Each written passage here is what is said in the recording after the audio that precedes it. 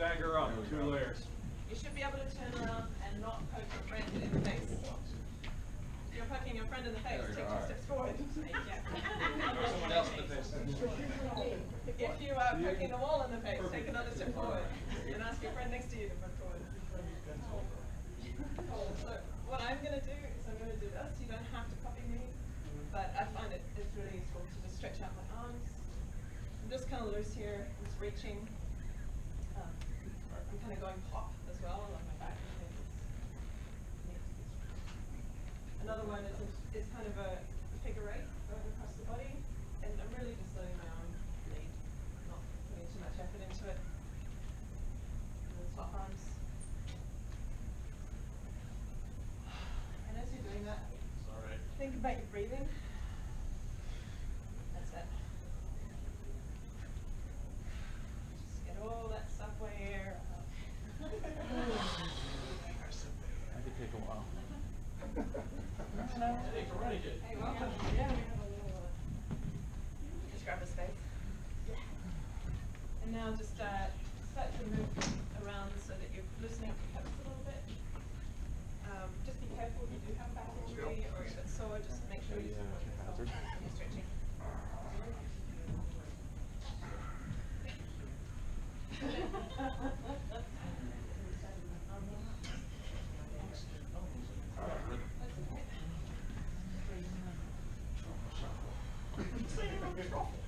Disorganized brain. Just imagine all the strength from outside, far, far away. Chill out. And just bend over and touch the ground with your hand. If you can't get that far, that's fine. Just give yourself a little rub on the legs. And what I want is just to loosen up that lower back. And turn your head around a little bit as well. See who's behind you, give him a wave.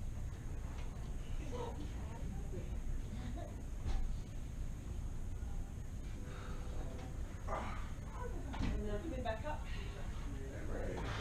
So take half a step forward, you guys in front. Half a step forward, there we go. Oh, you're going to reach right up. And here, really stretch up.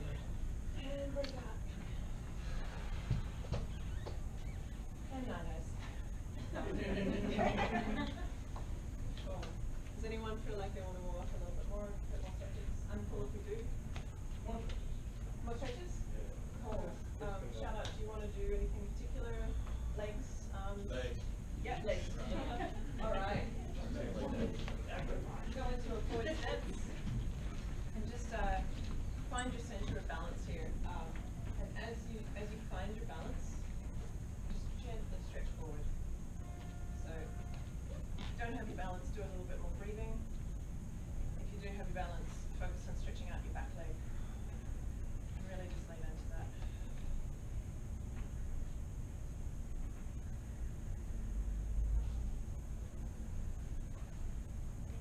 I personally like to imagine that I have a big root going into the ground, and as I'm breathing in, I'm pulling up energy from the ground, and I breathe it out through my head.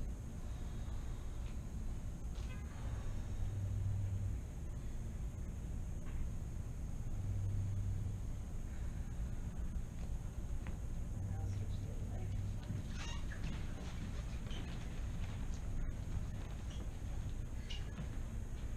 Give yourself a bit of a butt squeeze.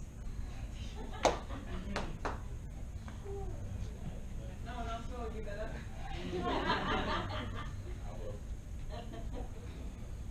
We actually hold a lot of tension in our buttocks. It's a good thing.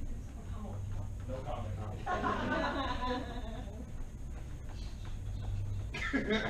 Oh my God. Are you okay, boy? Cool. Come back to the middle. So this is going to be a balance test.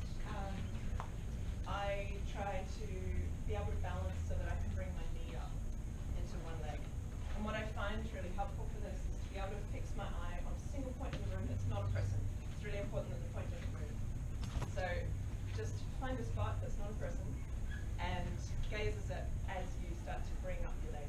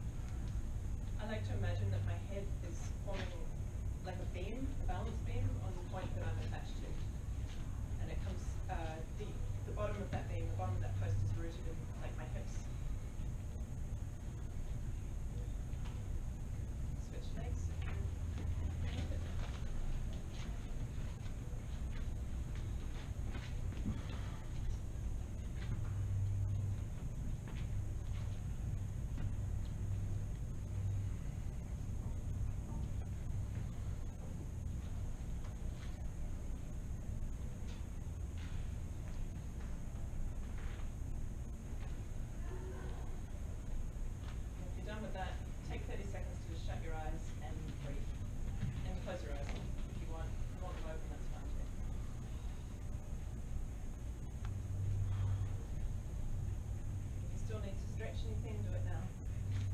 There we go.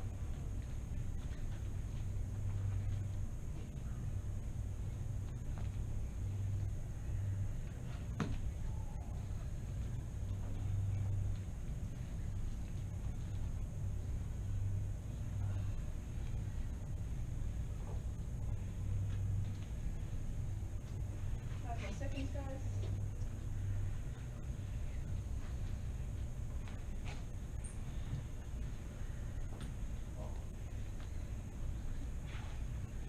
And back to me. Alright, feels better, I do. Cool, so I'm going to get you guys to come around this side, so I can look at the other side. Because you're so purdy.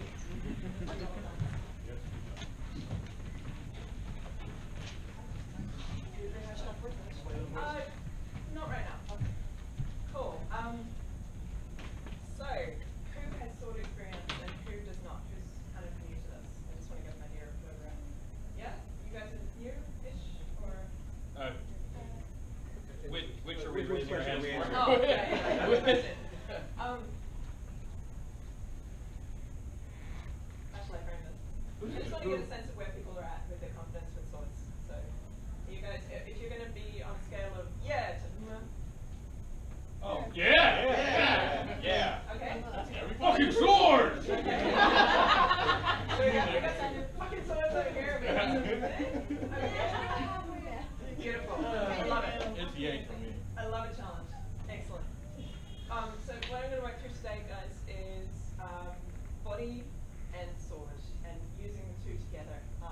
It's going to be about learning how to use your body effectively.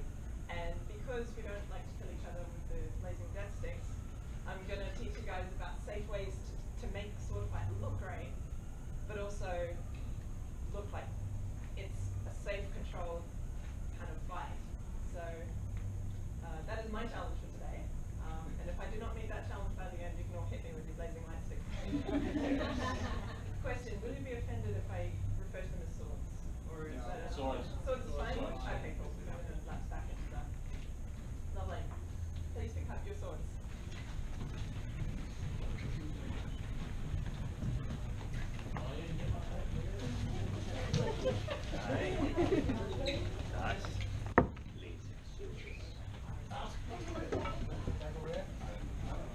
Anyway, if you need for any reason. Thank you.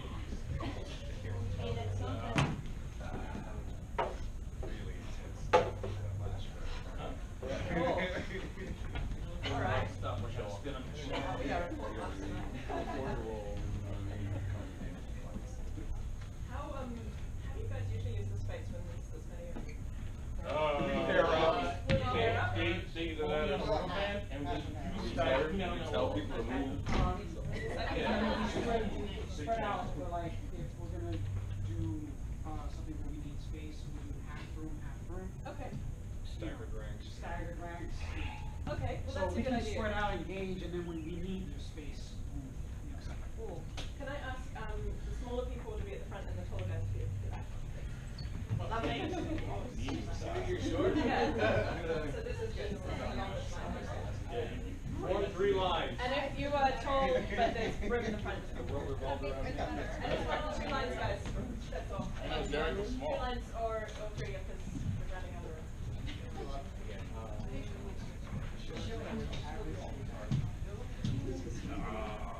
All right, swords up. Lovely. So what I'm going to show you is first how to strike. I assume that people perform with swords, but what I'm going to show you is how to use your body mechanically to put a lot of strength into it. So I'm going to treat this like it will blaze my body off, and not like it's this. So first thing I want to say is sword awareness at all times. Always think where this is. If any of you have used firearms, muzzle control, same thing with a sword. It's no less lethal. It's just a different danger. So always be aware of where your blade is. And with a lightsaber, it's even more important because it will cut a hole in person next to you. You know. So when you cut forward, what I like to do is I like to turn my body into the strike, so that the power actually comes from my core. And as I as I turn, the sword comes out. So if you look at it, break it down, my hip goes, my arm goes, and I stretch into the cut. And I'm just coming out sideways, it looks like this. So it's not a huge motion, but what it means is I've got my arms in front of me, and my core, my back, and my muscles over here behind it. So if I have to stop a blow coming in, I've got all this. Instead of just coming out of your arms, I'm using my backbone, which is the core of the body. So really think about putting your body into that motion.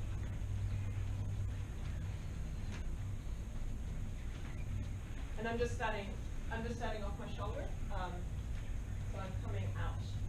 It's a really simple kind of just a forward motion. Another thing that's happening with my hands is that my knuckles, where my knuckles are is like where my force is going. It's almost like I'm pointing. So if you need to see it, you can stretch your hands out like this. And if you're doing it wrong, your fingers are going to be going like this. It doesn't matter a huge amount with lightsabers because the force that you're going to be putting into this isn't as much as if you're using a heavier weapon. But if you want really good mechanics, that's going to give you a really strong kind of structure. So yeah, use your knuckles to kind of help you remember where you're going. The other thing is your thumb. This is fantastic because where you point your thumb, I like to call this part of my arm the blade because it's got like an edge here and it's got a flat here, just like a regular sword. So when I'm holding a sword that's not round, so it's hard to see with this one, but if I'm holding a sword with a strong edge, it lines up with my arm. So this is a really useful tool if you're using a lightsaber and you want to figure out where your strength is, because the blade of my arm is in line with the blade that you're holding. Does that make sense? Yeah. Yeah. Okay. If you do have questions, please speak up because sometimes I'll kind of speak in shorthand. Yes. When you're turning, is the heel of your foot coming up at all, or is it? It is a little. I'll roll my leg I up. guess it kind of depends on what. Yeah, absolutely. It depends how far you're going into it. Because if I'm coming out to here, I don't actually have to turn that much. But if I'm coming out to here, my balance is starting to go forward. So it's really, you can control how much you go into that. And that's a question of distance. If you're far away from someone, you're going to have to reach further to get them. But if they're right here, you just want to turn into that. And try it from the other side too, mix it up. Get your body used to it.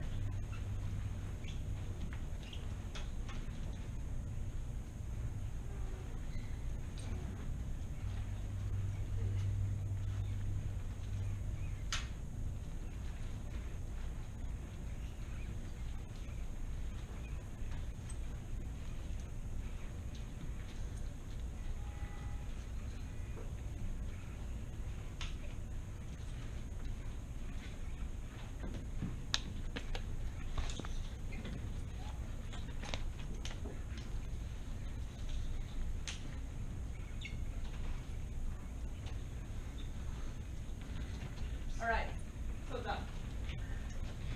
Nice.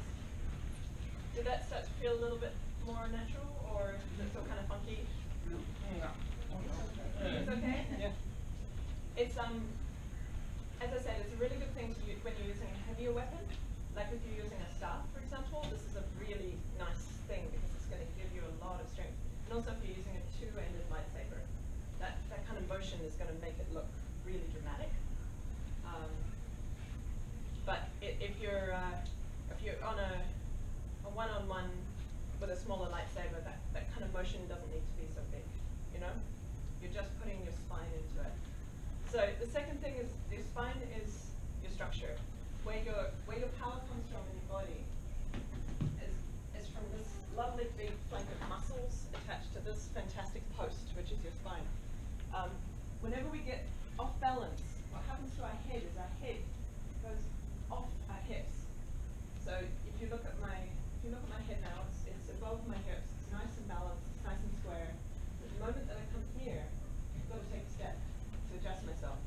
wrong move.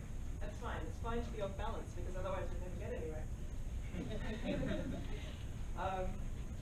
But if you are off balance and you're not able to recover in a sword fight, that's usually how the other person wins. Is that they knock you down and then it's all over and death and arms go different directions. Fly.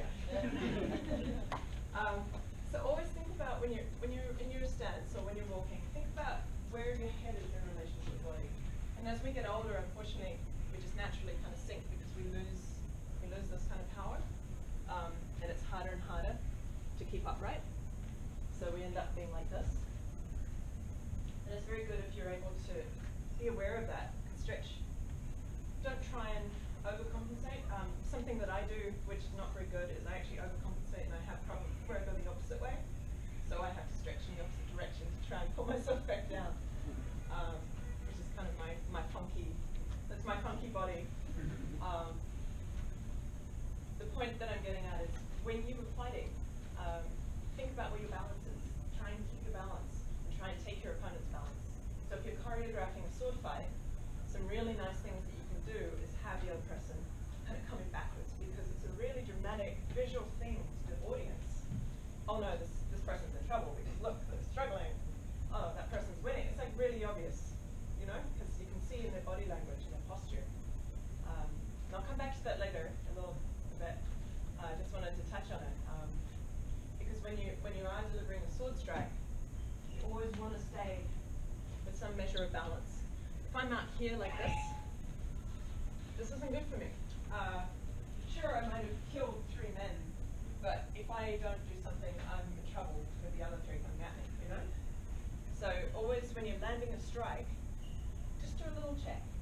Just do it like, okay, am I good? Am I good? Okay, I'm good. Just when you're training, at least. Cool. So now I'm going to get you guys to kind of separate a little bit and give yourself a bit more room, because we're going to be taking a step when we cut. Stagger a bit. Yeah. Just a couple, Stagger up, front, back, on the line. Some people front the line, some people behind the line. Bend back up a little bit. Yeah. I love that it's so full. That's awesome. I'm glad that this one actually put me. You had to explain. Don't worry, it's not the closest we've been. Sweet. So we're going to go swords up. Lovely. Take a cut and a step this time. And when you land, just kind of look around, look at yourself. If you're overbalanced, just correct it. And now step back, cut back up. And step forward again. Yeah. And cut back up. When you step, you don't have to do this. The only reason that you would do that is if you were trying to tell someone in the audience, I'm a big, strong person and I'm going to kill him with my heavy feet. Rah. Everything you do when you're fighting should be loose. Unless you are delivering a strike at the very moment of the strike. When you are moving, it should be fluid. Loose. Always loose. So your goal is to be able to keep on balance, move your sword, and be loose. It's really hard to do all 3 at the same time.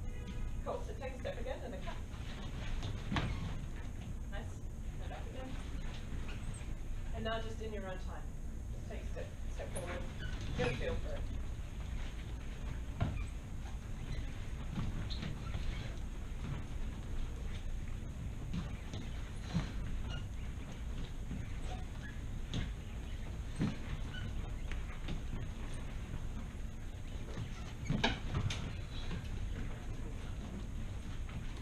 Remember to breathe. Always breathe. If you can't breathe, then you can't fight. There you go. Now I can do it.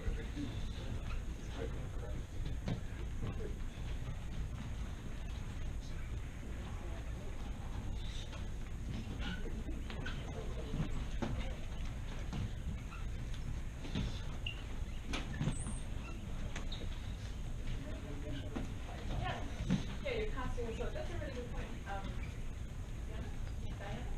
Diana? Cool. Swords up, guys.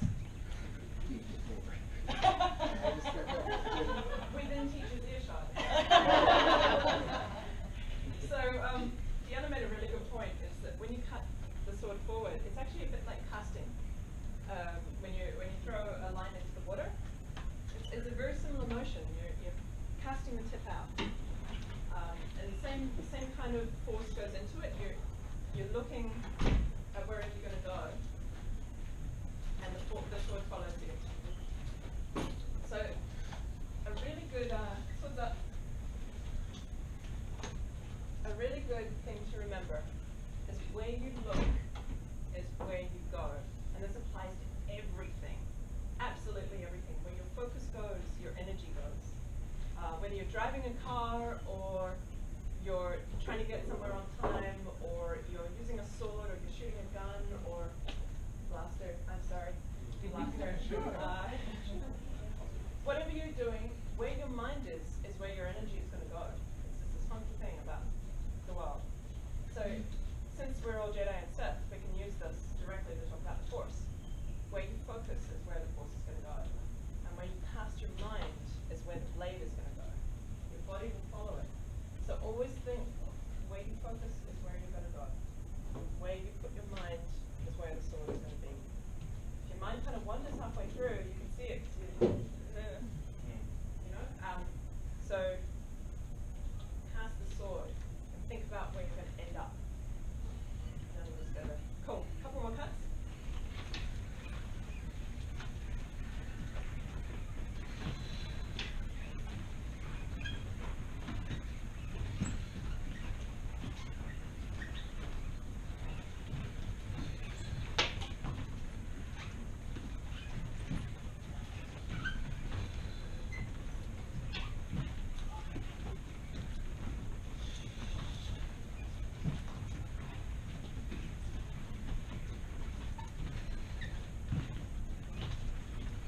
Lovely.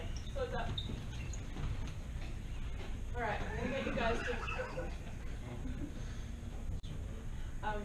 guys to form a group of 6. So find a group of 6. You guys can find 6, right? Okay. And go to 4 corners.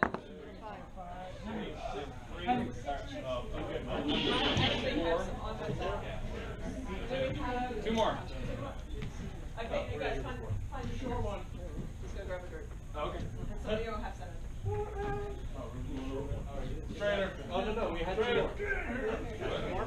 Okay. 7. Change it to 7. Change it to 7. We had 2 more additions since I numbers. Okay, so it's up. Lovely. Middle group. Wiggle around. Wiggle. So Which way? Wiggle. Straight up. Oh shit, that's a camera. Never thinking that. All right. Cool. So,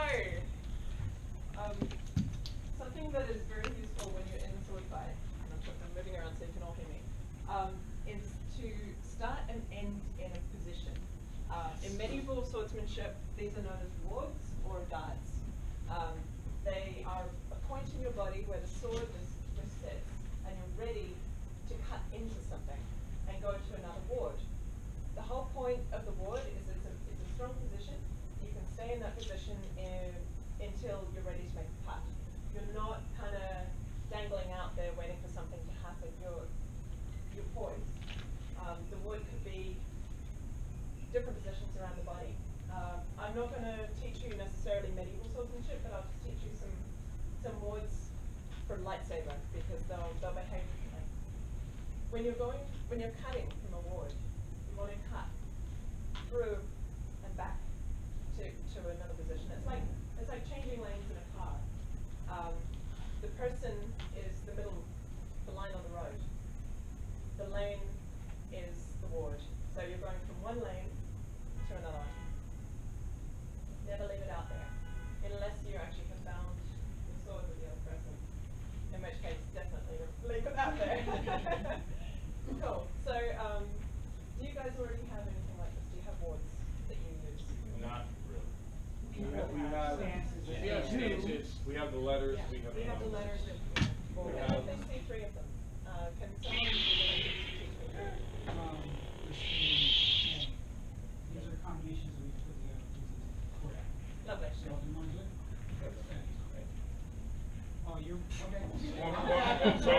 me to do it? Want me to do our whole fight with the letters? Yeah. Okay, so that would be a position right there. This? Right.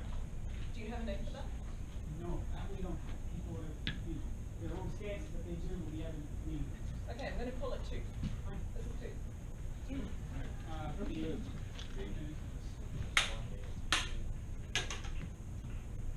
Okay, so you come back to 2. What's another position that you have? That you Well, from the start- from Gemso you have Gemso, your we right have- in your Gemso you have your high guard, right? Then we also have mid guard, Yep. right? And then we also have our lower guard. So low and back. So, right, so low, Right. mid. Can I call this tail? Yeah. Sure. Okay, so we've got tail, we've got chief, we've got mid and high. Yep. And Lovely. We're going to work with. Thank you guys. Cool. It's really useful to have these positions locked in because if you're choreographing a fight, you very quickly say you start in tooth and I'll start in tail, and then the two of you know where you're starting. For this exercise, I'm going to get you guys to cut from. Let's go to low. Can we call this a low? yeah, that's what We'll go from low to high. So just going like this. Don't kill the people. Cool. Let me make that. Really simple motion. Extremely simple. The point here is that you are locking your body into points where the motion ends. And you're teaching your body, okay, that's where I'm starting and that's where I'm ending. So I'm not kind of here, I'm not out here, I'm not out here, I'm there. This is a great way to warm up. If you guys wanted to get your blood flowing at the beginning of a class or a training session, just kind of like a Simon Says, really. Where you have some names for different moves and you're all like, okay, what's next, you know? Combinations of these are really useful. So if I was going to create a choreography, and I had, say for example, this was number 1, just this motion here. That motion.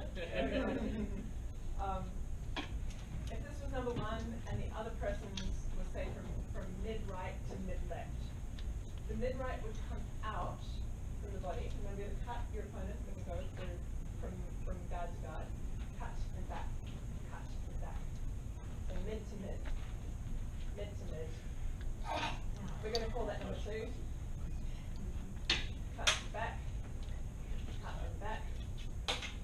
And number 1 again was from the floor up to the up or was it up? Okay. So I'm going to call this both of these motions at once. So up and down. They're both one. So very quickly, if you've been practicing this as a set, I could say to him, okay, I'm going to do 1 and you can do 2. Yeah? Great. Okay, ready and go. Look, we're professionals. And we can mix it up. We can mix it up because we can add footwork. So if we did exactly the same thing, I'm going to step off that way and you're going to just turn to follow me. Okay? So. Magic. Look at that. I'm dead. So this is a fantastic way to really quickly build a repertoire. So say you have like 1 to 6. You guys decide amongst yourselves what you'd like that to be, and then figure out. Okay, if I'm going to do a 1-2 combination, then you're going to do a 2-4 combination. Do you guys follow me? Mm-hmm. Okay. So this was really useful. I've done some stage combat and I've done live combat and I've done stunt choreography.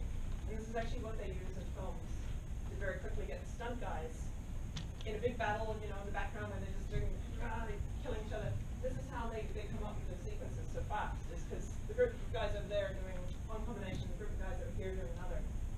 So it's a really useful skill to have if you're doing stage combat. So let's do some more words.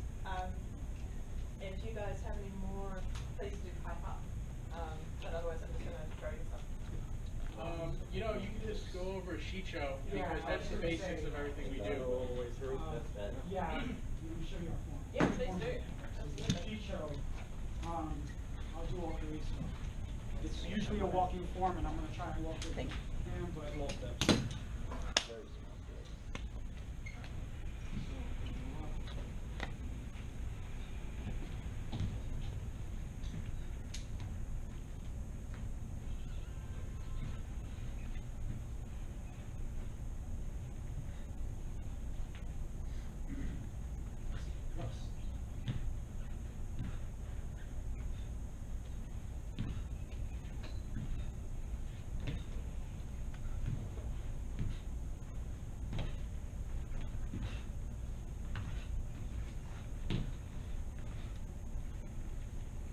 And that's our first one. Beautiful.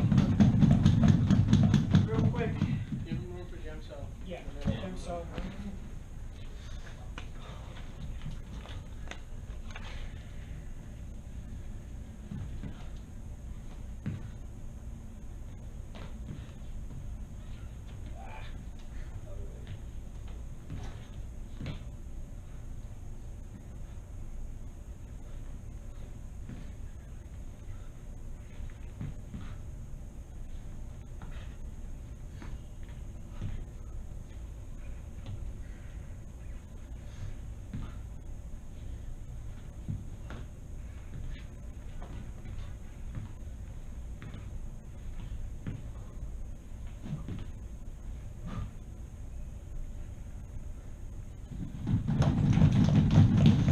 That was actually created by Master Rat.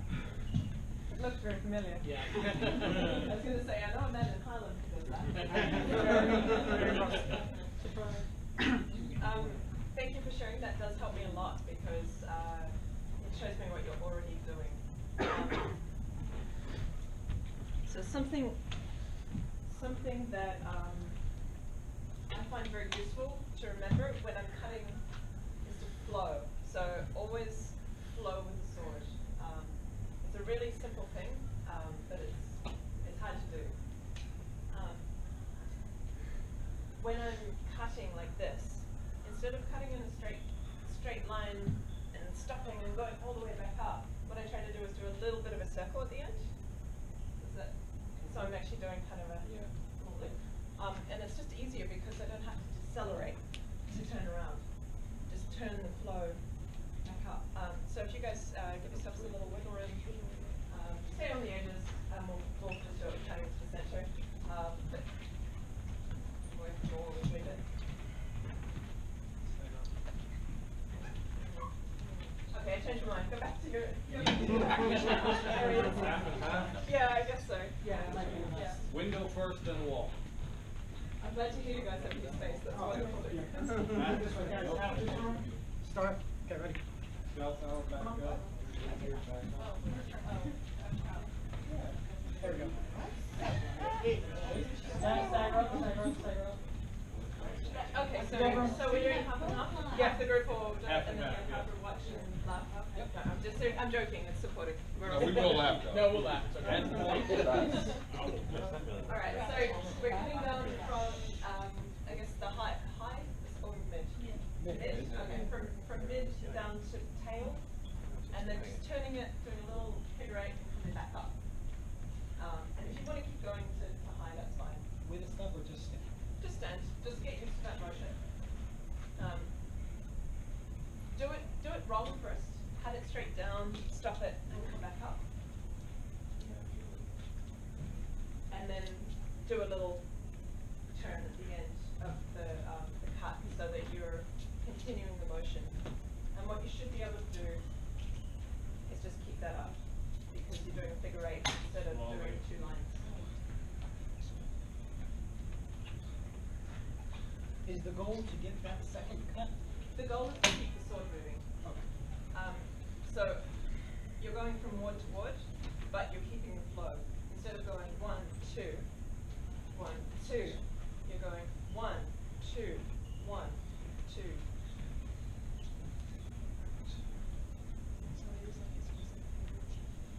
It doesn't have to be very big. I'm just doing a little, if you look at the tip of my sword, I'll do it in line, swords up. So when I'm coming down to here, I'm doing a tiny little turn instead of stopping it and coming back up. It's a very small thing. It doesn't have to be very big, but it'll just help you when you're returning on my strike.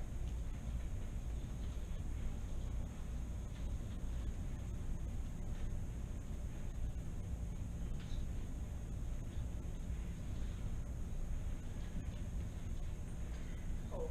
Swap out, guys. Question for the mechanics, is the turn in the wrist?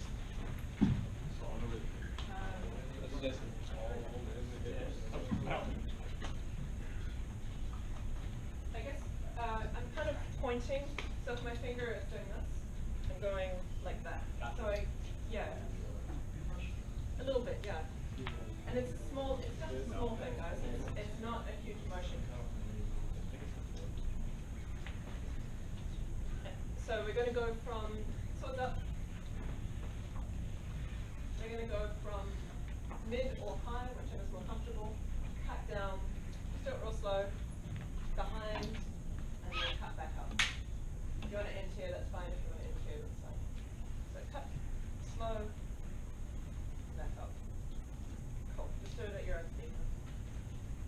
And by that I mean slowly, but not with everyone else.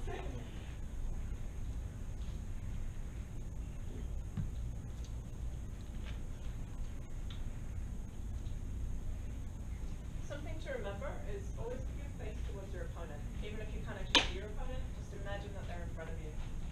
So try and keep your body upright.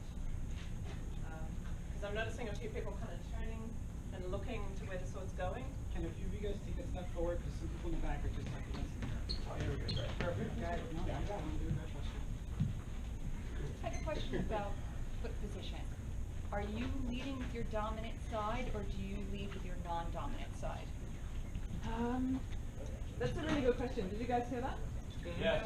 Okay, swords up. The question is about footwork and which side you lead with. So when you're cutting, do you lead with your dominant foot or your non-dominant foot? This is entirely down to personal preference. Absolutely personal preference.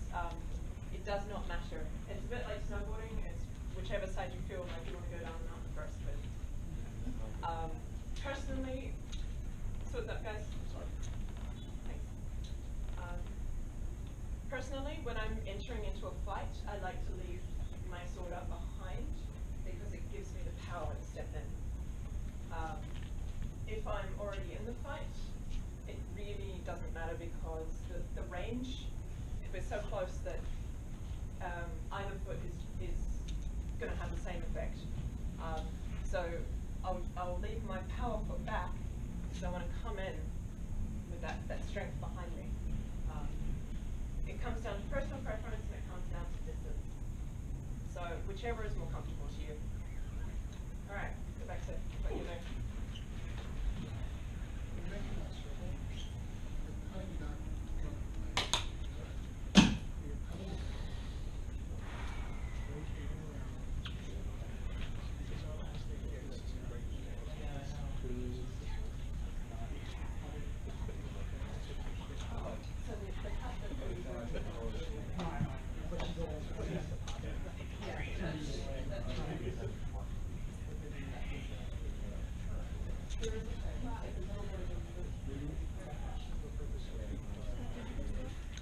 Oh yeah. The question was, what is the purpose of this? Why are we here? 42. Yes. Yeah. So, the purpose of this is, first of all, to practice going between wards. So, going from a high ward to a low ward, as an example. The second purpose is to be able to keep the sword flowing. So, instead of it being a rigid motion down and back, I want it to be a flowing motion. It's a subtle distinction, but it looks beautiful when you master it. So, flow. But think about where your start and end are. Don't get loose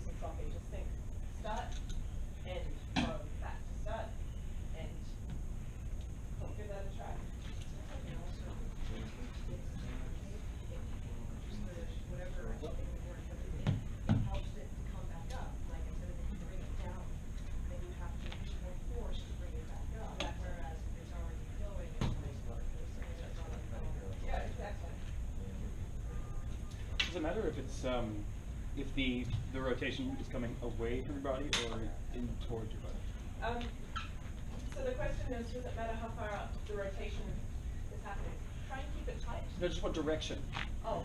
Because it could come out and then flow in and come back up, or it could come in and flow out and come back up. You see what I mean?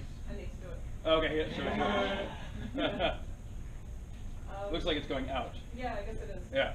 Okay. There's your answer. All right. Awesome. You got it. Oh. A few more cats and we'll swap back out to the first group because you guys have had hogs of time.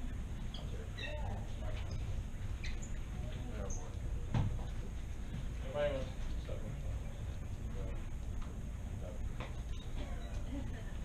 Alright, switch out guys with the first group. And you're going to do the same thing you did before.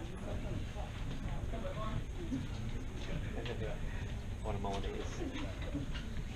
30 years of doing those and doing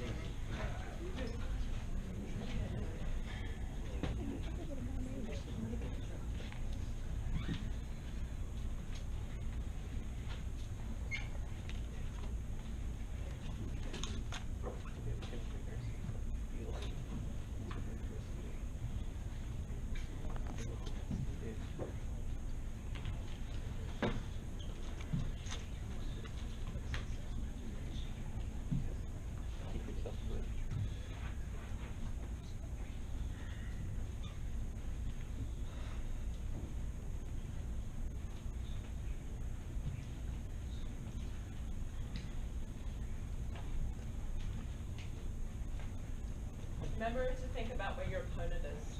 If they're in front of you, then keep your upper body directed at them. Remember your structure, and remember that your face, your head, sorry, should be over your hips. So when you're cutting, you've got this nice upright kind of position.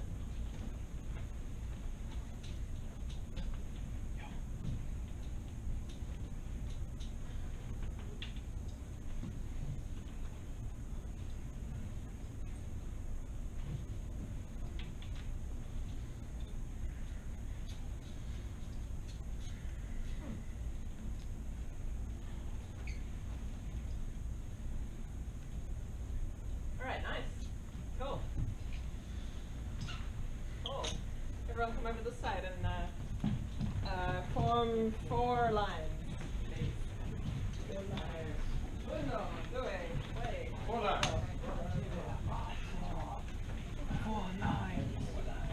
Lovely. Guess what we're going to do now? We're gonna walk into it. We're going to cut across the room. Okay, so real simple. We're just going to be cutting. Just kind of stay roughly in your zone. Cut, step, cut, step. You can do it either way. What I don't want you guys to do is do that. Close to each other. Just to try and keep it like vertical motions. Okay. Cool. Cut. Go at your own speed.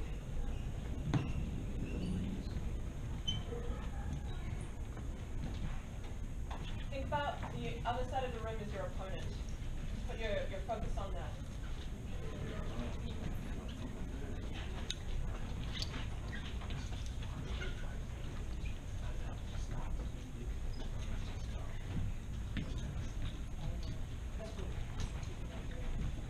Remember to keep the sword flowing too. You want it nice and loose.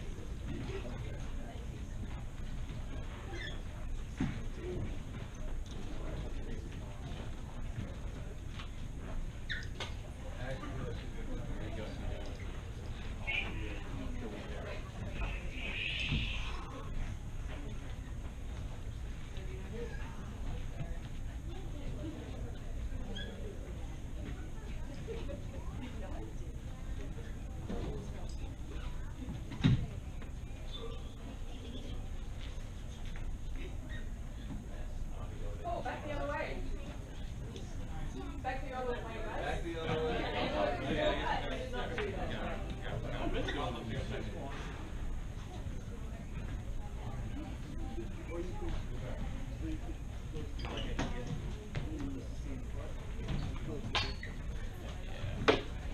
Come on, take Remember, keep those strikes nice and vertical. Yeah, it's really hard with the limited space. It is, and not isn't it? getting other people. Yeah, I'm trying. That's okay. This is a really good way to practice your horizontal kind of angles, guys. Good challenge. These are pretty.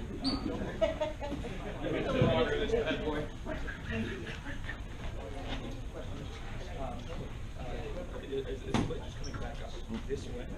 Or is it doing this sort of swivel thing? Yeah. There you go. There you go. I didn't want you to.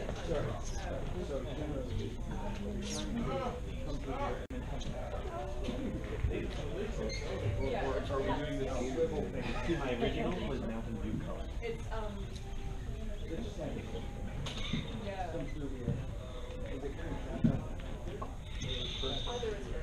Either is correct, actually.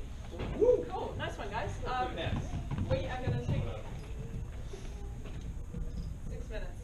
So when the long hand is on the 12, we're going to get back here on the floor. But take a break, go to the toilet. Water. No. Water. Why you gotta go my route? Hey, I'm from New Zealand. We talk about things like that.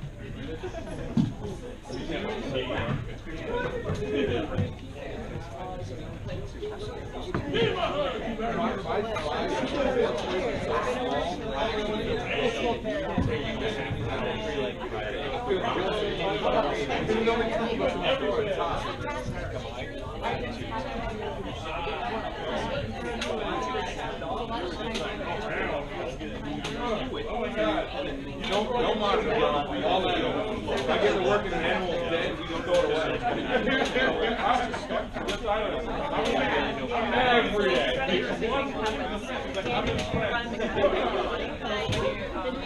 No, seriously, every day it's like dying.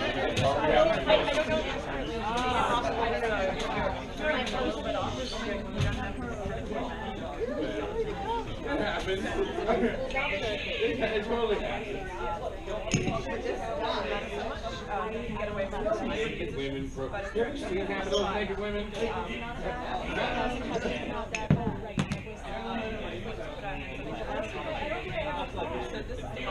Cheetah.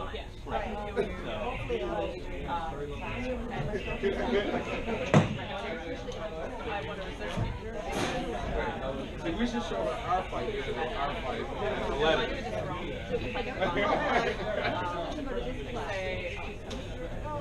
No, he seems like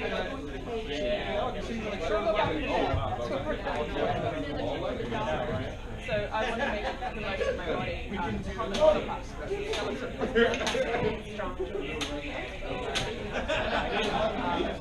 Being able to do that before.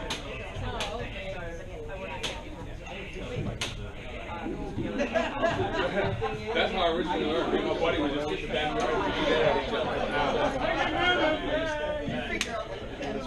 Exactly, real quick. Miss those days. Miss those. Run outside to show battle. Oh, sweet. Yeah. Well, I'm on the internet. Wait, you're in New Jersey right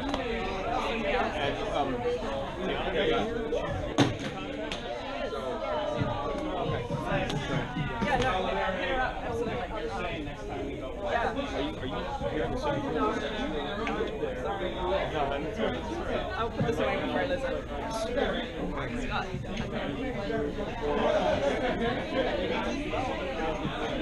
You know, when you grow up with Star Wars, and it's something that's been with you since your childhood, and you get the opportunity to move like this, it's licensed and recognized by the Queen. Yeah. How do you make that? No, you have to be. Yeah. When I was there, done. Here. So, just the first time I held one of these things, my 6-year-old inner child was like, but now that I have actual sword training, it's just amplified my shows. Yeah. I know it's not a lot, but just in the 2 years that I've been studying serious swords, and a lot more time to learn. Translates really well with this. And they actually start doing some classes where I teach actual jiu-jitsu, because the way it translates to saber. And this too.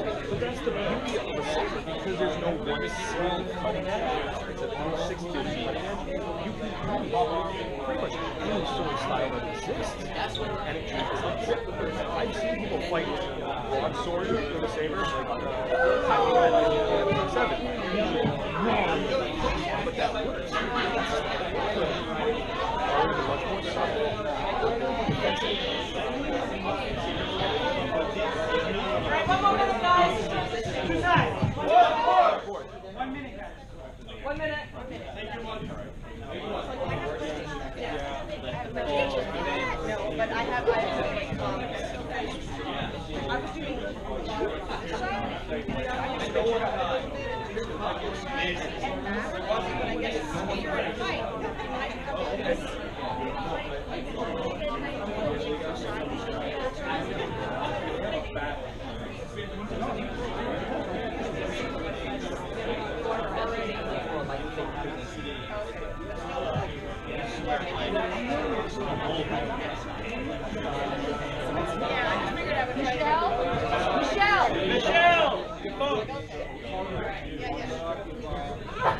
And I know yours wouldn't be on unless, he just can't. Alright, guys.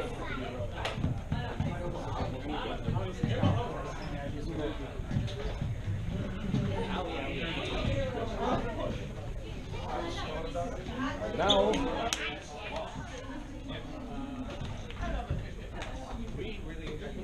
Yeah.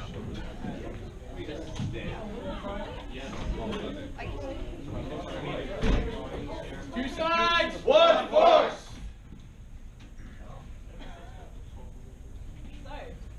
Oh yeah, that's our thing, sorry.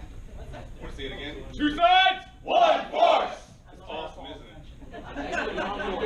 That's so useful. That's extremely useful.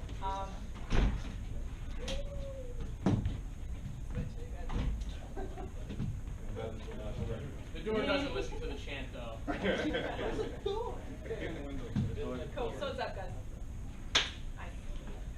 Alright, so I'm going to talk about stage fighting. Yeah. And I'm also going to talk about grisly fights to the death where people had their eyes taken out. Cool, you can relax yourselves. So, medieval sword fighting. Medieval sword fighting is my thing. I train to hurt people badly in really nasty ways. The opposite of what I do is stage fighting, which means that I'm able to help you guys make things look really bad, but do it in a way that's good. The key thing is down to targets. If you are in a fight, your target areas are going to be things that end the fight really fast. If you're doing a stage fight, your target areas are going to be the things that your partner has a lot of. Like skin, like big areas of skin. So outside of your body, fantastic target. Big chest. Ladies, obviously we want to protect the girls, but still the torso is a good area if you're doing a strike. Big, beautiful, flat area. The side of the thigh, the back, the bum, whatever. Try and avoid the back, actually. I take that back. I take that back. Now it's a fight. So, if you're in a real fight, what you want to be able to do is disable your person, the person that's fighting you. If you're in a fight that's a sports fight, you obviously have restrictions. And when I say a sports fight, I mean any form of engagement that does not involve hurting the person in a way that's going to cause them to break permanently. So a sports fight could even be a football match, really, because it's a form of physical contact. Obviously, it's really reduced, and there's only a few things you can do. But you think about the rules they put in place to make that safe, where they've got these big, huge guys running at each other at full speed, no eye gouges, no crotch grabs, no kicking the legs. Those are all things you want to do when your life is on the line. You want to take the other person out. So, for stage fighting, think of those terrible, nasty things I make this, like, how can I target the head and make it look like I'm targeting the head but still be safe for my friend? Answer is the top of the head. You want to hit that nice, strong surface there if you're going to strike to the top of the head, because as long as your head is down, this surface is really strong. We've got this really nice big meaty ridge. Unless you've had an injury, I hope you haven't. I have horns. So if you want to do a nice big beautiful quick strike, target above the head. Come in. And it will look to your audience like you mean real business, because you're targeting their head, right? You're going to end this. Looks great. Targeting the side of the body, as I said before, think of the big, flat, beautiful areas of your body where you can take a big kind of slap. Like if you're pushing a door, think about the force. If you're wondering where these parts of your body are, think about if you're going to push a door open, you're not going to use your elbow, for example, because that's going to hurt you, right? It's going to hurt. The door is heavier than you. You're going to use your elbow if you want to actually kind of really grind that into something. But it's not going to take a lot of like big surface impact. So you can use that as the test for finding the safe target area. Again, the torso, if you're going to do a thrust, please do not target the face. The face is pretty. You don't want to target the face. You want to target the torso area. And if you can try and keep it below the shoulders and above like the belly, maybe the line of the hips, this area here. Because a thrust coming in, if you're doing stage choreography, this isn't going to cause you a great deal of hurt. Unfortunately, if it comes up, you could actually hurt yourself. So do be careful with thrusts, and only do them if you've rehearsed them with somebody, okay? Most sports fighting, historically, actually, this was a thing. In medieval Germany, for example, they outlawed the use of thrusts in dueling because so many people were dying. So you have these fight books that talk about medieval swordsmanship, and they eliminate the thrust, which is the most effective thing you're going to do if you've got a long pointy knife. You're going to thrust at the person so that they're over there. So they outlawed it because too many people were dying. Thrusts, be careful with them. I assume you guys do thrusts, right? Yes. Yeah. 6 inches on either side of the body. Oh, is that how you do it? Well, Like a bubble. The 6-inch bubble of like protection. Okay. So when you aim for the thrust, it's here, and so the audience would usually be on that side. Right. So when yeah. you get the thrust, it's there. Okay. So that's normally just to be safe, because a lot of sometimes we get new people come in and they hear thrust and they're just like, I'm going to stab you right in, and it's like, how you stab them? How would you stab them here? Or in the groin area, which has happened multiple times. Target out. I see. Perhaps this was a question I should have asked before I told you what was a step. So, in my experience, I've seen it work very well where people target beyond the body. And when I say beyond the body, I mean if I'm going to take this fine man here, you're my audience, hello audience. This is my target person, my partner. I'm going to not be targeting 6 inches beyond the body. I'm actually going to be targeting past the body. So I'm targeting over there. Because there's that thing of where your focus goes, your energy flows. And so even if I'm not thinking about it, I know where he is because he's not where I'm aiming.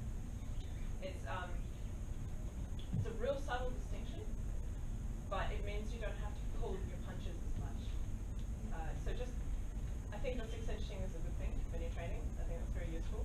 But I'm going to add to that and just suggest putting a target point behind him, but offline. So that way, when you come in for the strike, instead of having to stop it, I cast it out. See the difference? I can transfer my force, but my target beyond, so I can get that full extension instead of fighting myself to try and stop it. Because if he misses the block, that's going to just look silly. And you're like, rah! Oh, I changed my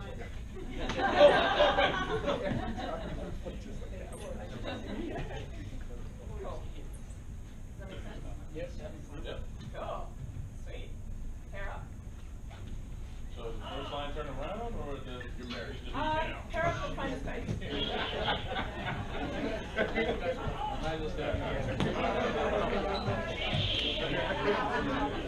She said, and I'm like, What of course! Try and pair up this way so that we use the length of the room and not fight each other. Yeah, that would be tough. Alright, so we're pairing up. This one, okay. All we're going to be doing, guys, is we're going to be starting, we're going to keep our swords at mid at all times. You're in a tight aircraft, spacecraft corridor. Sorry, everybody's going to plane. Yes. Flying thing out. Turn cut it in. So you guys are in a tight spacecraft corridor. You can't do any wide strikes. You can only do front strikes, like from mid to mid. What I'm going to get you guys to do is practice binding and then coming back. So cut out from mid, come back. At your own time.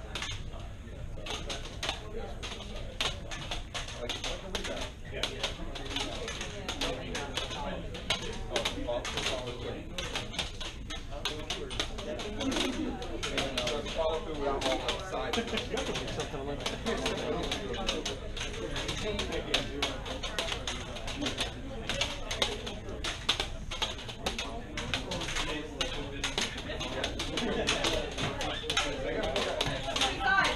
One more! So you had the power. You got it. Muzzle top! Yeah, Bill. Cool, so what I'd like you guys to be doing is you're starting from wood, you're cutting out as though you mean business, and the other person is going to be doing the same thing at the same time, so you're both going to bind for just a moment, and then you're going to release and come back. Gotcha. For the same shoulder. Opposite shoulder.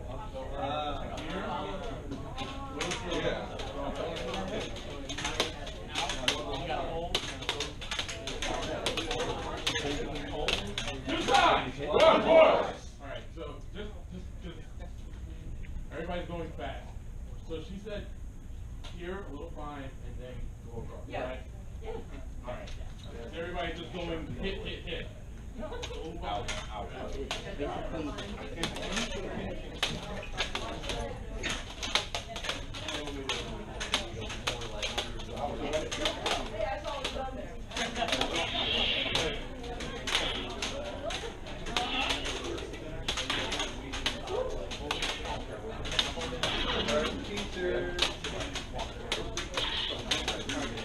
Oh, nice. Change partners. Partners? Mix it up, guys. Change partners. Switch! Yeah, that works. Oh, wait. So, got it. Shot!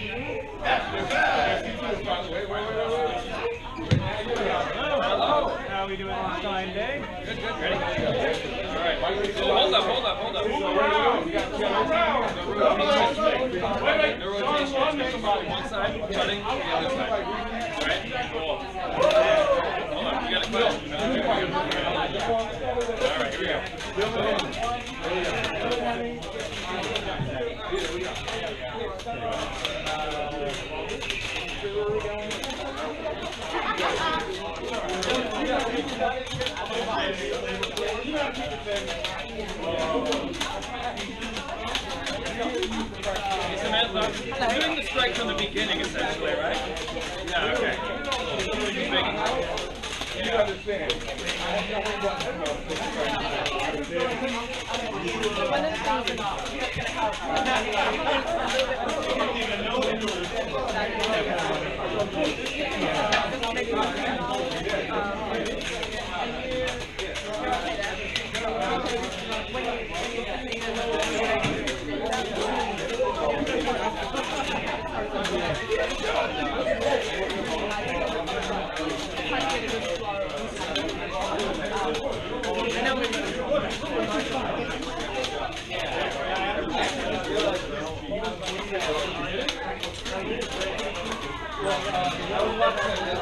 It seems like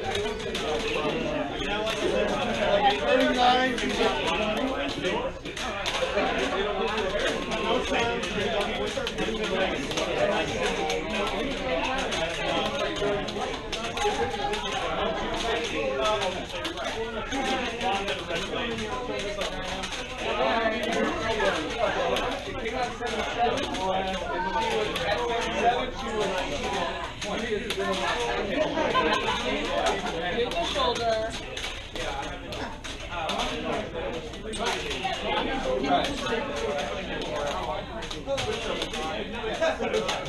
I'm trying to get, so now they look like, oh, they look the same anyway.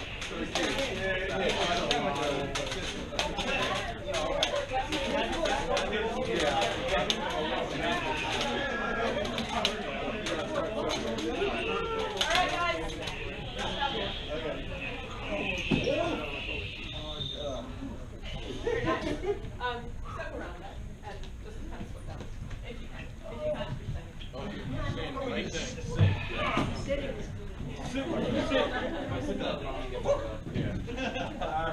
hands up if your arms are sore. Oh, I'm a mean person. No, we're just out of shape. It's all right. Yeah, I approve of that. Cool. So does that start to feel a bit more comfortable working through? Yeah. Did you guys find that you're kind of stiff at first, but then you started to flow a little bit more? Yeah. Cool. When you have a bit more space, do that same thing again and come out to the side as well. Like really use your space. But obviously, if you're performing and you've really got a small area, like this is really good practice for that. I'm tall. Every space is small. No comment. So, couple other things. One of the things that is a personal bugbear in films and stuff is really easily fixed. And I'm going to put it out there. It's turning your back on your opponent in a fight. You guys know what I'm talking about. Yeah, Al's Hold up. When I execute my fight, thank you very much. Shots fired. Sure. So, in probably like 60% of all sword fights, and 90% of sword fights from the 90s, inevitably at some point, that's okay, I'm going to borrow you. This fine man and I were fighting, and then I do this. You're going to be stabbed right in the back. Yeah. Inevitably, if you're fighting a lot of people, you're going to hand your back to someone at some point. Something that's really simple that you can do. When fighting, drop your sword back. Just drop your sword back. And that way you can get away with these really big motions, but just keep your sword between them. But you and the other person. So what that looks like is this. And this is also really good if you're taking a photo. Hi, Mom.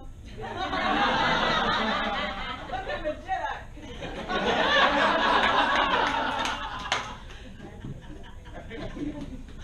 So you can do that. Also, this is a historical move.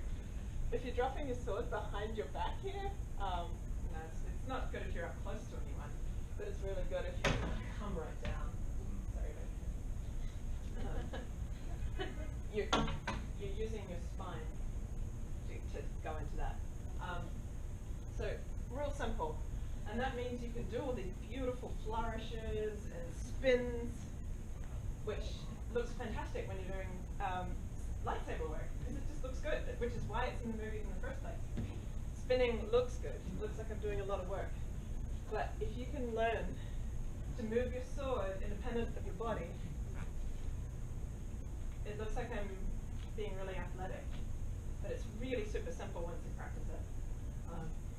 So that's just something I want to put out there for you guys if you wanted to up your level of kind of stage impact. And people will be like, wow, they're awesome. They know not to turn their back on the opponent in the fight. So that move I just did there, that's called reverso. And it's, reverso is an old Italian word for reverse, which is where I'm turning my body. It also can be used like this. And all it is I've turned my hips and my body away from the person. So if the person's over this side, my body's come this way, and I'm turning around to put power into that strike. It's really great because if that guy over there, someone dies. Go ahead, Ronnie. Back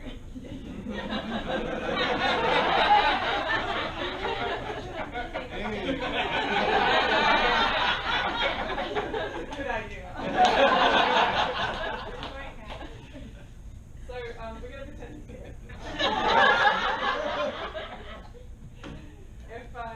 If I'm in a fight, and let's say I dealt to this guy here, I'm immediately ready to face this person because all I have to do is turn my head. So it's a nice little stance thing you guys can practice is doing this. Stretches your hips out, gets your hips moving, which is nice. It also looks like you're doing a lot of work, but really you're not. Because when you add your sword in, look, so much motion. And then you know, you can start to do this. I'm not even moving my feet. So that's called reverso. And it might be really useful for you guys.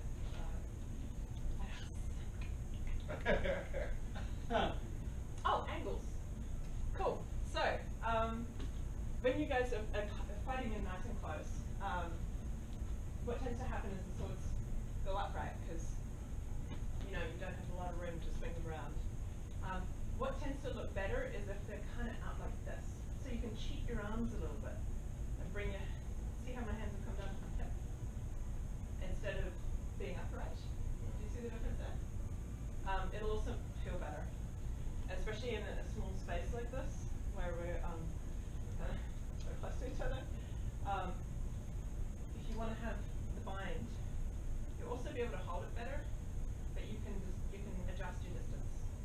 So see how I can get away with being close to someone. You guys see that? So I'm cheating my arms. So rather than doing this, because this it looks good in certain circumstances, but if the whole fight is kind of upright, you're missing the point of the saber's binding. So think about your angles when you're doing stage performance and stuff as well. Environment. Have you guys ever done stuff where the crowd is all 360 around? Yeah. I brought a wall down. Yeah. Well, we do. Next year we're going to do 2 to 3 baseball games. Oh wow. So we're actually in the field, which is the whole 360-degree environment. And that we've usually done at Cyclones. We did a 56-person melee on the field. Yeah. Yeah. I think that was the sound of the small child in me screaming.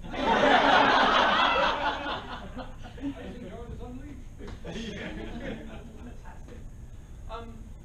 So when you have people all around you, it's so hard to cheat these things because obviously if you don't hit the person, they're going to know about it. Someone's going to know about it. I would suggest using like billowing cloaks in a sense. Yeah.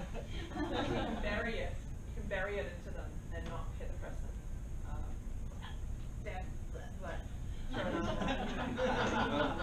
Nobody dies at those shows. Oh, okay. Yeah, a lot of those 360 shows are like kid shows, so we can't kill. We just can kick you away or force push you. You just get hurt really bad. You only have like 2 shows. This kind of stuff. We've had hits where, like maybe just disable somebody. Like one of my fights with view, I wear a fairly wide leather belt, so if he hits me in the belt, Wait. the belt takes the hit because he does a drag and hit. Yeah, nice. And then I just spin it out. Yeah, episode 7 saved us in the believability that you can get hit and not actually die. Yeah. Because Kylo gets hit in the chest, gets stabbed in the chest. Our main rule of thumb with kids is like, if you get like stabbed, just hold your side and get up. You know. You're magically alive. Yeah, but that was our only go-to. Our adult shows at conventions we can do that, but most of the time at the kid shows it's like. Cool. So, do you guys have any questions? Now that we're all sitting there comfortable with. Yes. I do. What do you believe makes, when you're creating a piece of choreography, what goes through your mind when you're like, this is good and this is going to work and this isn't? First question is where is the audience? If it's for camera, the audience is the camera. So you have to think about that and what's behind you. Second thing is how dynamic is it? How much movement is there? Because too much movement can also work against you. If you're all over the place, then the whole fight is just like, okay, I'm tired now. So I think about breaking up the fight into different little parts. If it's going to be more than 2 minutes. Actually, no, I take that back because most fights only go for about 2 minutes. So sorry.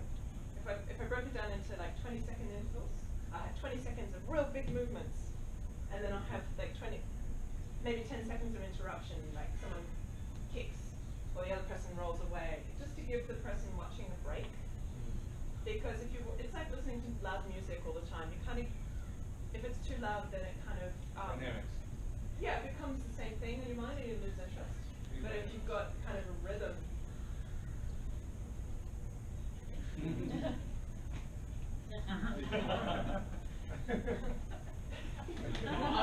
I'm telling her to shut the phone off. Oh, so you had the force there. Father force. Not every myself. So my question would be about storytelling interests. Sorry, if I was gonna choreograph something, I would think, am I getting bored of this? Am I getting tired of this? Is it a lot of the same stuff? How can I mix it up? How can I change it? Can I change my angles? If my performance is fighting up high, can I change them to be fighting up low? Can I mix it up so one's high and one's low? Just creating that interest. It's a bit like creating a piece of music or creating a nice sandwich. There's got to be a lot of stuff in it. Cool. Does that answer your question? Yes. Okay. Thank you. You're welcome.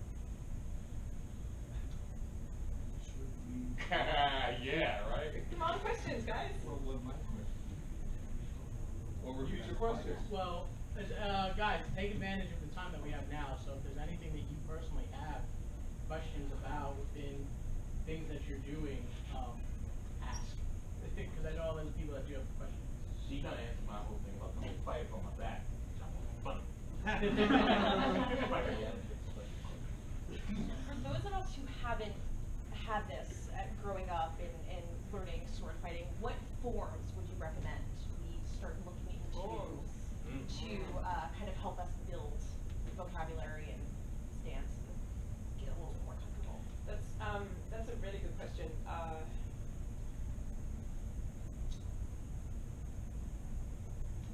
So anything I'm going to be telling you is really filtered by the fact that I've only looked at medieval fighting, and it's only it's only about 6 years of experience of medieval stuff that I've started to open myself up. Because I was pretty stubborn about wanting to learn medieval martial arts before I learned Asian martial arts.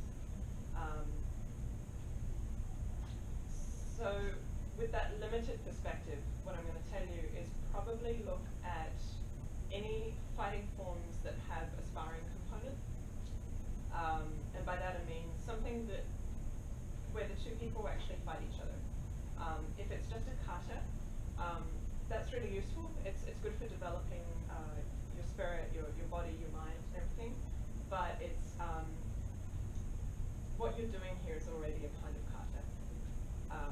So if you're going to expand yourself, look for forms that use your body in a dynamic way. I'm going to get back to you because I'm going to ask myself that question with the internet in front of me. Hey, I'm being honest. But I'm not gonna give you a bum steer and tell you something if I don't know it. Thank you. So you're welcome. Yes. What do you prefer? What's your medium, film or stage? That you prefer and love the most? Oh my goodness. And maybe a little story or something about those things. Oh sure. So I started in theater and I moved to film, as all of us do when we join the dark side. Apparently, yeah. A lot of theater folks get into film. I love both equally for different reasons. I love the dynamic engagement with an audience when you do a live performance. You can control the energy. It's immediate feedback. Like right now, I'm engaging all of you guys. I can feel where you're at, and I know how I'm coming across, and I can adjust accordingly. I love that. Absolutely, I love it because I'm connecting in real time. I love also the medium of film because you can create the thing that's in your mind in a controlled manner most of the time, unless it's ghosts or children.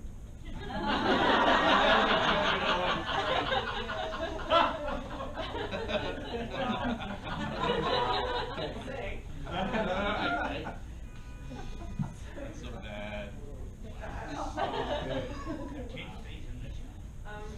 I love working in film because you can create really interesting stuff and you can do it in a much more detailed way. I've converted to the film industry. Obviously, I've been working in film for quite a while in many capacities. And the thing I love about it is that you can put so much preparation in. And for someone as detail-oriented as myself, that really appeals to that aspect. Whereas in film and theatre, it's a lot more loose. There's a lot less need for a high degree of fine detail because you do have to kind of roll with the punches and change things on a short turnaround. So you've got to be a lot more fluid and flexible.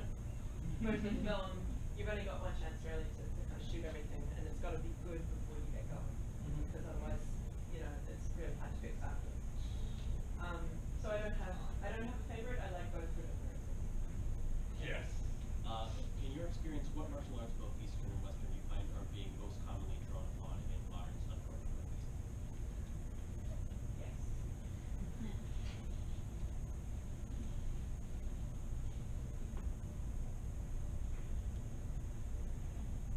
Quick history of Hollywood. Back in the golden age of Hollywood, when Errol Flynn was fighting as Robin Hood and the fantastic Bob Andersons were doing stunt choreography for almost every sort of fighting movie up until Rings.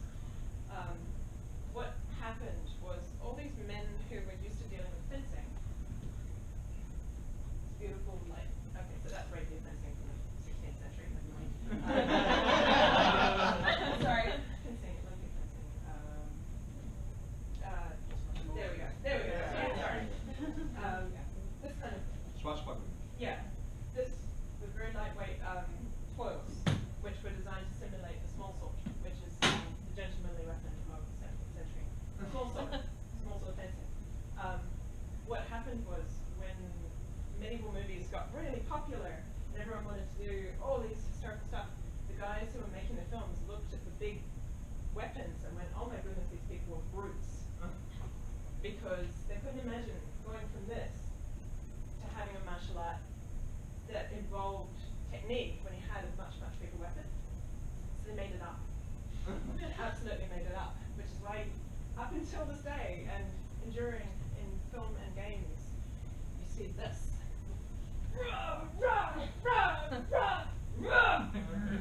Because they couldn't imagine how to fight with them in an artful way because they were interpreting it through the eyes of people who did fencing. So they developed their own martial arts and they drew on other martial arts. And I'm really generalizing, there's a lot of stunt choreographers out there who do their research and who do know what they're doing. And they have to work to the constraints of the production. They have to work to what the director expects to see when someone's fighting.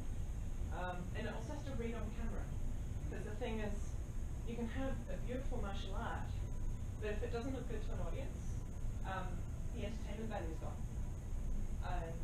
And you know, honestly, what looks good on camera is a lot of this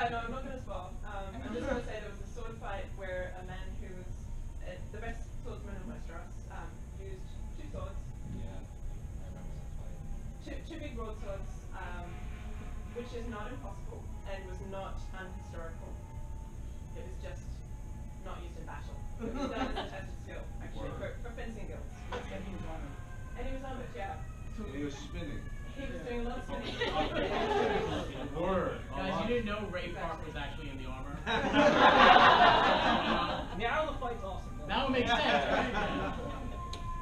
So one of the things that I try and do is I always think about environment.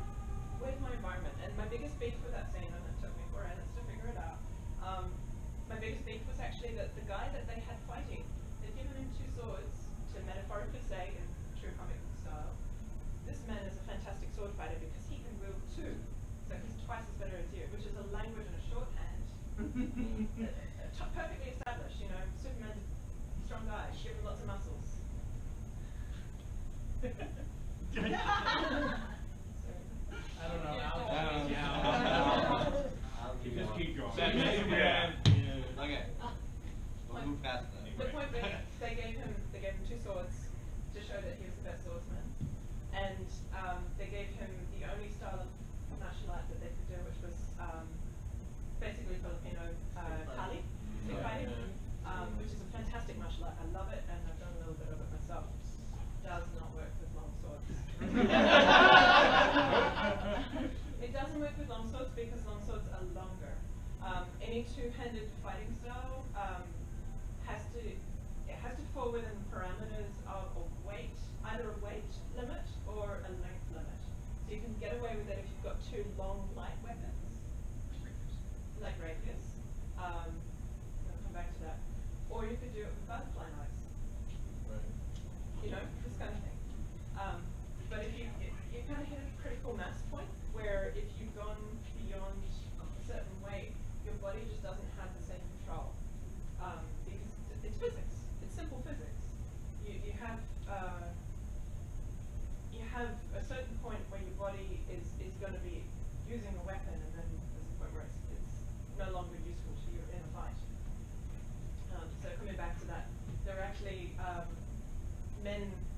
gentlemen used to carry 2 swords in the same sheath, and the 2 halves of the sword fit together. It's really cool. I've seen replicas fought with them. And they fit in the same sheath, so the guy pulls out his sword and actually. Yeah. Can you give us maybe a couple examples of cinematic fights, sword fights, that you would say was well done? Or, you know, I mean, as good examples of. So this comes down to the question of style, because there's a lot of great sword fights that are realistic. Star Wars has most of them. Great sword fights. Not useful. If I was gonna be bound with someone with a lightsaber, I would turn the thing off. Turn it back on again. Too bad we can't do that in show. There's a graphic online about that. But as an entertainment, as a form of entertainment, they're fantastic. There's a scene in Rob Roy. Is it Rob Roy? I think it's Rob Roy. There's this horrific rapier scene with Bagel. With the broadsword? Is it? Oh, yeah. Rob Roy. Yeah. Versus rapier. Brilliant fight. Yeah, one of the best sword fights I've ever seen. I was much younger when I watched it, and I haven't seen it since, but still, impression. The best fight, the best film fight that I've ever seen, and I swear by it, I love it, I love it, I love it, is not a sword fight at all.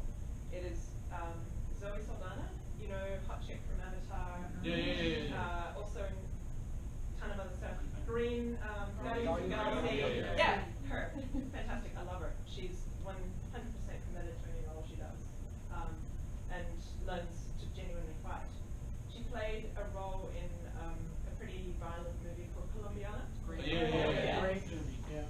The fight scene at the end of that, where she's fighting a guy in a bathroom, if you want to look up my definition, my personal definition of best fight in a film ever, look up that. Followed by Salma Hayek in a movie that just came out, where she's a mother and it's in a hotel, and I forget. They're both really gritty, and they're both really full on, which appeals to me because I can take that, and I understand that some people have different thresholds for violence. So I wouldn't recommend it if you have a lower threshold for violence. But personally, in terms of using the environment as a weapon, using timing, using intent, all of those things are really present in this fight, and it's so amazing. It just keeps you right up to the last second. Yeah.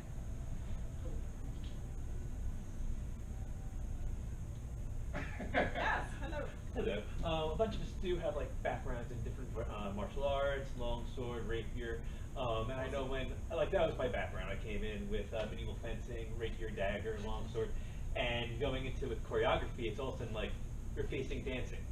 You're facing like a different type of movements, where you can see where in movies you have very highly choreographed fights as opposed to on the field bouts where there's a different feel and flow. Is there like a percentage that you found that works for you where it's like between say real street fighting with swords versus choreographed fighting? I wouldn't look at it as a percentage. That's an interesting way of breaking it down. For me, I would look at it more as giving you keys in the fight. So taking real things that you could do as your blocks to create a choreography. So if I was going to punch this guy with the back of my sword, that would be one block. And he was going to try and trip me or go in for a grapple, that would be another block. And how we move between them is the stage fight. But if you don't have something real, you can't build entertainment around it because people won't buy into it.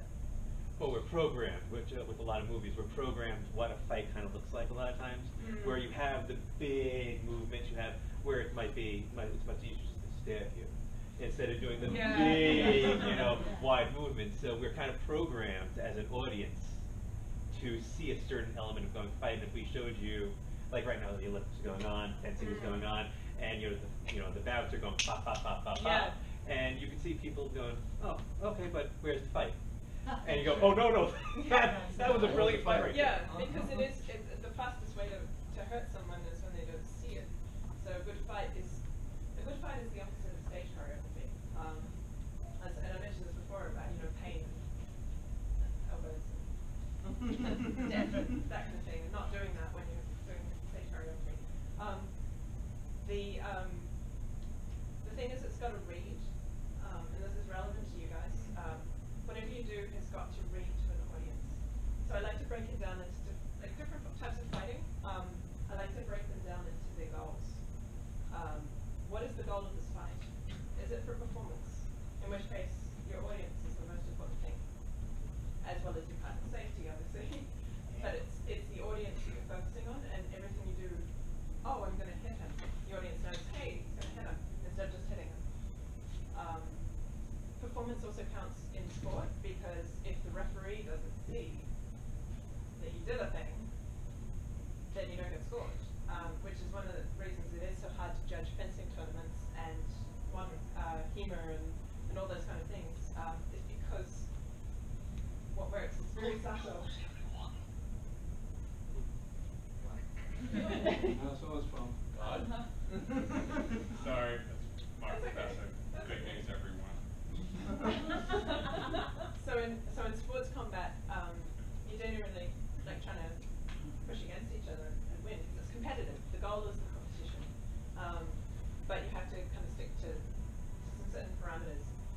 The third type of fighting, the way that I see it is the third type of fighting is self-defense, which is where you have two non-compliant people, and the goal is to get out of there. It's not to stick around and be the macho person. It's actually you just want to deal with the situation and get the heck out. So that's the goal of a fight. And anything goes, unless the law requires you to not do a certain thing like laws do. So you have to stick within the law within that mostly. If it is a self-defense situation, though, generally you can use anything you have to do to get out of there. The fourth type of fighting, the way that I see it, is survival. That would be a battle situation where you can't get out. There is no exit. You just have to endure it until the end. So if you're in a chaotic environment, there's artillery and crossbowmen and horses, and you just have to get to the end. That is your goal. And a lot of historical battles, at least medieval battles, the guys actually didn't really go out of their way to try and kill each other. They would just try to get to the end and not be dead. So it's a survival mindset rather than I've got to deal with this enemy and kill them. Obviously, you get guys who are going to get real bloodlust and there's going to be real aggression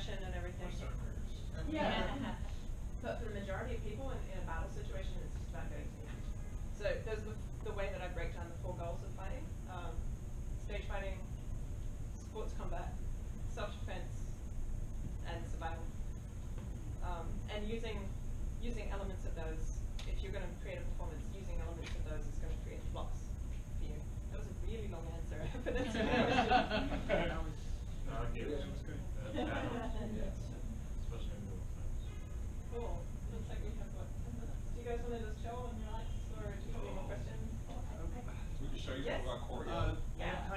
It's kind of two parts, and the second half may go back to Amy's question about forms, which please go to the internet and find what you need. Yeah. First part is you were talking about your background a little bit, and that you've done a number of different martial arts. What was your first, and how did that become your first? How did you get into everything? Oh wow. Okay. So let's rewind until I was 15 years old. Then set into Tolkien, and Lord of the Rings came out, and I thought this is amazing. I'd always loved fighting with swords. I'd always 100% been into medieval swordsmanship from when I was age 3.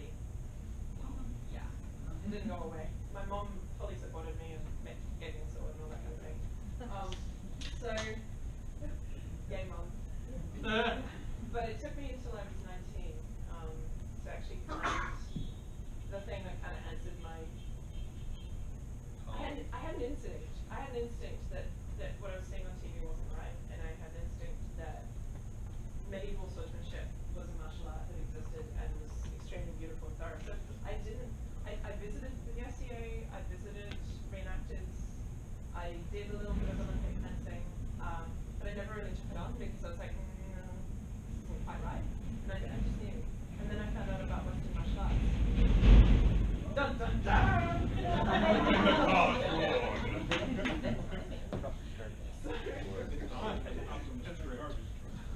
Wow. So I got into Western martial arts through finding it on the internet, and went, oh my goodness, this is everything I thought, and couldn't prove. Over this side of the world, it's called HEMA. It is essentially the same thing. It's just that people who've been doing it longer tend to call it Western martial arts because that's what the name people put on it when they were on the internet comparing notes. And these days, HEMA clubs have grown up. HEMA is historical European martial arts. Western martial arts are Western martial arts. Difference being that Western is going up until the present day, essentially. So you could do bayonet fighting, and that would be Western martial arts, but it wouldn't be historical European martial arts because it's, well, no, it is. It depends. Anyway. Wibbly wobbly. Wibbly wobbly, timey wimey. So I dedicated myself to learning that and found whoever I could teach me who claimed to know what they were doing, and I was very lucky because in New Zealand we had some of the guys who'd been around since the first days of the recent revival, and I got to train with them, and it was amazing. And their background, I had one guy who'd done bare knuckle boxing, and he used to be a weightlifter. Beast of a man, absolutely fantastic as a teacher, as a coach. As a teacher, you kind of had to know what you were doing before he was useful, so it took me a little while to understand him. But he's fantastic as a coach. And the other guy, he runs all the jousting events in New Zealand and the cavalry events. And he also does Hapkido, which is a Korean martial art based on self-defense.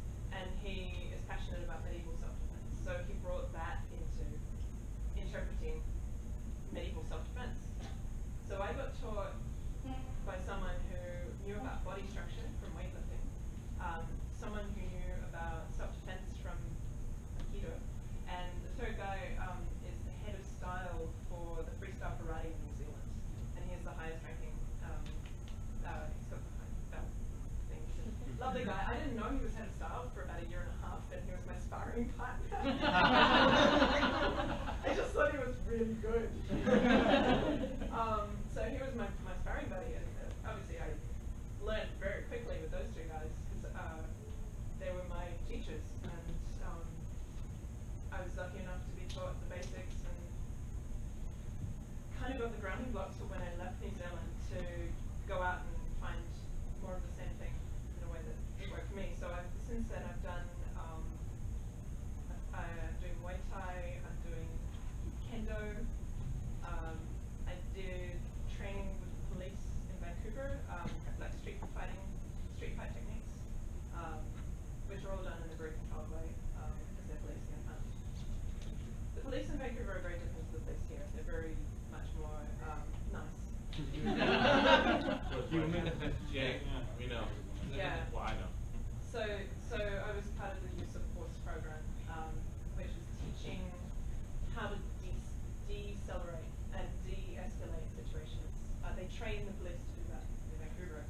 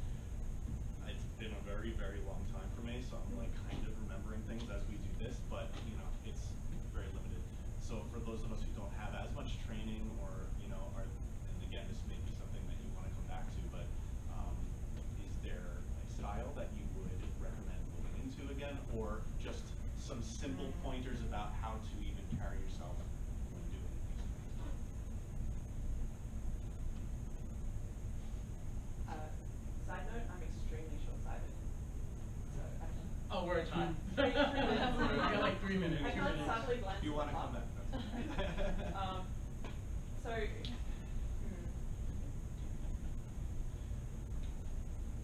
what I've found is that everything relates.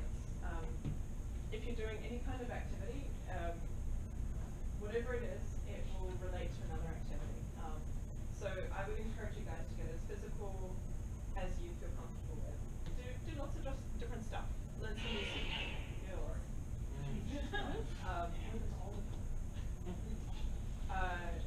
Whether it's doing winter sports, whether it's doing water sports, whether it's doing climbing, all of those kind of things.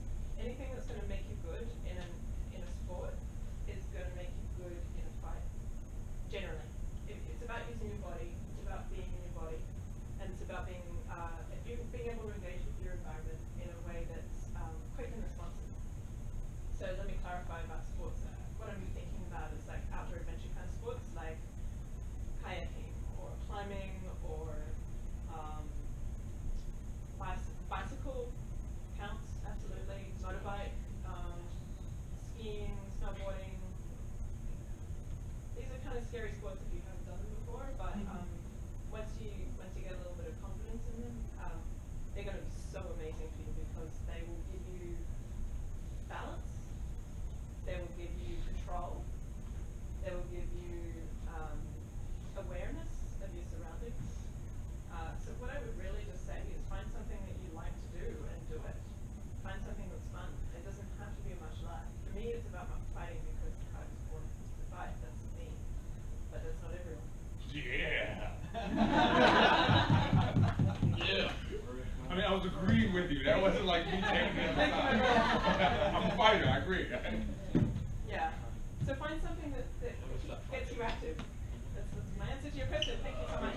I'm up. Oh my God. That's why I wrote it down. Feels like I have a back for hours.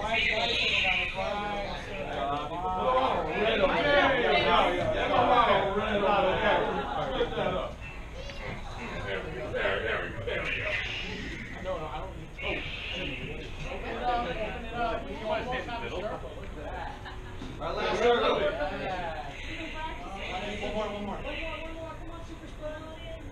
Yeah. All right, you yell 2 sides. We'll take care of the rest. 2 sides! One voice!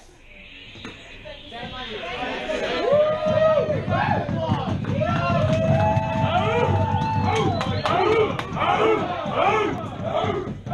What is your profession? That was an amazing class. Thank you. Saber Guild, what is your profession? Who? Get out. That's what it's Two about. sides. One voice! You have donations. Please hand them to me. Thank you. It'll be $10 bill. Yeah, I'm just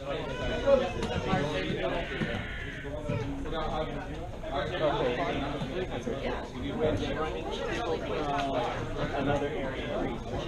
So they go, what is your profession? So it's like, I'm a cobbler, I'm an artist, Hey guys, before you put your sabers away, can we just take a really quick class picture? Yeah. Especially since this is our last day of studio.